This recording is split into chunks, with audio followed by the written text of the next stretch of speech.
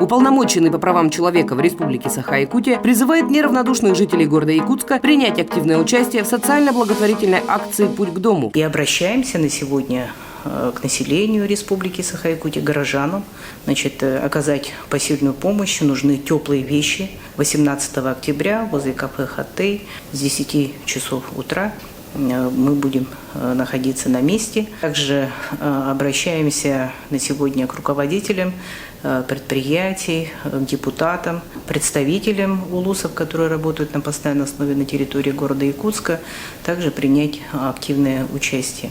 Горячая линия, контактный телефон 507-363. 507-363, где вы можете обратиться по волнующим вопросам по социально-благотворительной акции «Путь к дому».